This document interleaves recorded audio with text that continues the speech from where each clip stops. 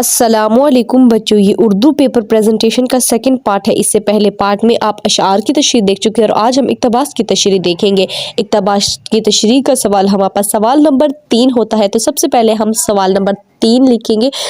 याद रखिए, हर सवाल को शुरू करने से पहले आपने नंबरिंग ज़रूर देनी है कि आप कौन सा पार्ट कर रहे हैं, कौन सा क्वेश्चन कर रहे हैं।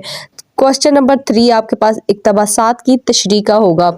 जैसा कि नज़म की तशरीह के वक्त नज़म का नाम और शायर का नाम लिखा था, तो इक्तबास की तशरीह में मुसन्निफ़ का नाम और सबक का नाम लिखेंगे। उससे ये लिखने से पहले हम हवाला मतन की हेडिंग देंगे और उसके बाद लिखेंगे सबक का नाम और मुसन्निफ़ का नाम।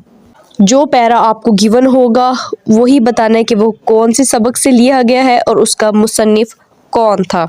ये सब आपने तशरीह करने से पहले लिखना है। इसके बाद आप लिखेंगे ख़त कुशीदा अल्फाज के मायने, जो कि आपके पैरा में अंडरलाइन होंगे, वो आपने लिखने होंगे। ख़त कुशीदा अल्फाज के मायने के पहले आप हेडिंग दें और उसके बाद ख़त कुशीदा अल्फाज लिखें। उसके बाद आपने अपनी तशरीह शुरू करनी है। तशरीह कम से कम आप 1.5 से 2 पेज की लिखें। और इतना सब कुछ लिखने के बाद अगर आप सियाको सबाक की हेडिंग नहीं देते, वो नहीं लिखते, तो कोई मसला नहीं, इतने से ही आपको नंबर मिल जाएंगे।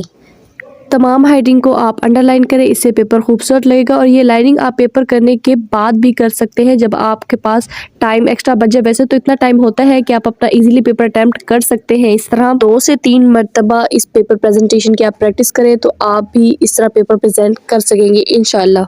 तो साथ ही मैं आपको क्वेश्चन आंसर सॉल्व करना भी बताऊंगी। तो आप अपना क्वेश्चन नंबर लिखिए और जो पार्ट आप सॉल्व कर रहे हैं उसमें जो मेन बात पूछी गई है, किसी का तारुफ है या किसी के बारे में कुछ भी पूछा गया, तो सबसे पहले आपने मेन हेडिंग वही देनी है, क्वेश्चन नंबर भी देना है और हेडिंग भी उसी चीज़ की देनी है।